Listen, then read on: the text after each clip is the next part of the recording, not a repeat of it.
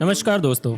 Top lesser known facts about Adolf Hitler. दुनिया भर में आज तक कई सारे फेमस नेता हुए हैं जिनका काफी नाम हुआ है। आज हम बात करेंगे दुनिया के सबसे इनफेमस डिक्टेटर के बारे में, जर्मनी का डिक्टेटर एडोल्फ हिटलर। हिटलर अकेला ऐसा इंसान है जो डायरेक्टली मिलियंस ऑफ पीपल के डेथ के लिए रिस्पॉन्सिबल है। इस वीडियो को चालू करने से पहले मैं एक डिस्क्लेमर देना चाहता हूँ। We are going to share world war 2 के सबसे बोन चिलिंग फैक्ट्स। कुछ लोग शायद ये सुन ना पाए। कॉन्सेंट्रेशन कैंप्स, इस लिस्ट में हम चालू करेंगे सबसे हॉरिफाइड फैक्ट से। कॉन्सेंट्रेशन कैंप्स, ये कैंप्स नहीं फैक्ट्रीज थी और इन फैक्ट्रीज का सिर्फ एक ही काम था, to kill the Jews people. Yes, I am not exaggerating. इन फैक्ट्रीज में प्रॉपर सिस्टम थे to kill humans in the most efficient way possible. अगर आपको नहीं पता, दैट हिटलर ज्यूज से बहुत नफरत करते थे, इसीलिए हिटलर ने कैंप्स बनवाए। वर्ल्ड वॉर 2 के पीक पर जब हिटलर की नाजी सेना ने फ्रांस पर भी कब्जा कर लिया था, तब पूरे यूरोप से हर घंटे ट्रेन चलती थी इन कॉन्सेंट्रेशन कैंप्स की तरफ, और इन ट्रेन में होते थे detained Jews.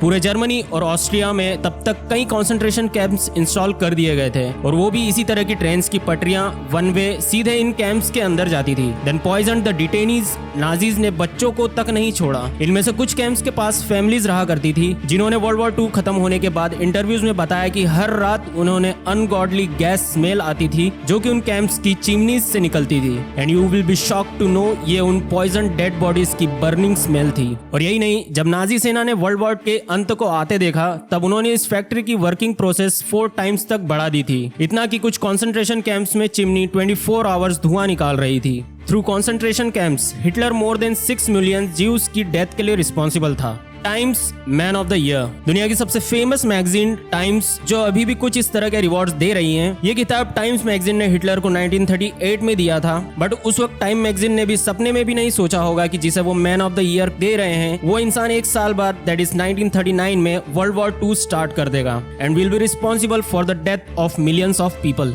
Hitler was Austrian. Austria एक छोटी सी जर्मनी की नेबरिंग कंट्री है और यह अपना कल्चर शेयर करता है जर्मनी से।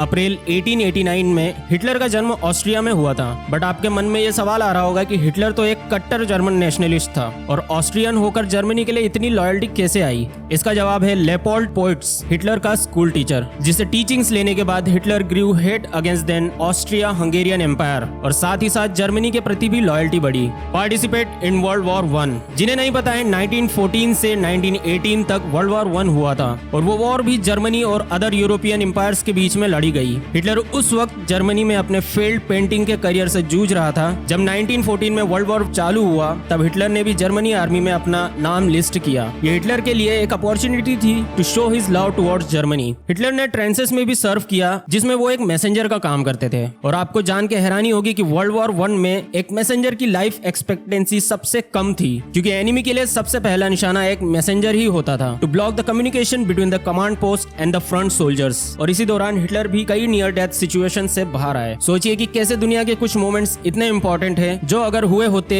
या नहीं हुए होते तो आज दुनिया कुछ और होती। हिटलर अटेम्प्टेड अ कूप। वर्ल्ड वॉर 2 के पहले हिटलर एक नेता था जिसकी अपनी एक पॉलिटिकल पार्टी थी। वर्ल्ड वॉर 1 की वजह से जर्मनी भूखमरी और एक्सट्रीम इन्फ्लेशन के शिकार हो गए। इसी का फायदा उठाकर Hitler pro German agenda push करते थे, और सिर्फ यही नहीं, वो एक स्ट्रॉन्ग स्पीकर भी थे। इस कारण हिटलर की नाजी पार्टी काफी स्ट्रॉन्ग होती गई। बट इन 1923 हिटलर ने इटली के डिक्टेटर बेनिटो मुसोलिनी से इंस्पायर होकर जर्मनी की गवर्नमेंट को टॉपल करने की कोशिश की, जो कि बुरी तरह फेल हुई। हिटलर को 5 साल की जेल सुनाई और 1 साल की जेल के बाद रिहाई भी मिल गई। जेल के इसी टाइम में हिटलर ने अपने फेमस बुक में काम्फ, जिसकी 1939 तक 5 मिलियन कॉपीज बिकी, मिस्ट्री बिहाइंड हिज सुसाइड। 1945 में वर्ल्ड वॉर खत्म हो रहा था। तब नाजी सोल्जर्स को भी समझ आने लगा था कि बचने का कोई रास्ता नहीं। Some of them surrendered and some of them not. West से अमेरिका, फ्रांस और ब्रिटेन की सेना एडवांस कर रही थी, और ईस्ट से स्टालिन की रशियन सेना बर्लिन की ओर एडवांस कर रही थी। दोनों साइड में रेस थी बर्लिन को पहले एक्वायर करने की। उसका सबसे इंपॉर्टेंट मोटिव दोनों पार्टीज का सिर्फ यही था, to capture Hitler alive. At least Stalin के लिए यह बहुत इंपॉर्टेंट था। और सेकंड बिगेस्ट मोटिवेटर था to capture the loots of Nazi. Stalin की सेना ने सबसे पहले बर्लिन में एंटर किया, जिसका सामना हिटलर की बच्चों की सेना से हुआ। ये बच्चे 9 से 16 साल के थे सिर्फ। हिटलर ने इस यूनिट का नाम दिया था हिटलर जजेंट, मतलब हिटलर के नौजवान। उस वक्त की हिटलर की कमांड पोस्ट एक बंकर थी। Stalin knew that location information जब रशियन सेना वहां पहुंची तब उन्हें जर्मन सोल्जर्स ने एक कॉफिन बताया जिसमें 2 टोटली बर्न्ड बॉडीज थी। According to those German soldiers वो हिटलर और उसकी वाइफ एवा की बॉडीज थी। वार खत्म होने के बाद उस बंकर के सभी सोल्जर्स का इंटरोगेशन हुआ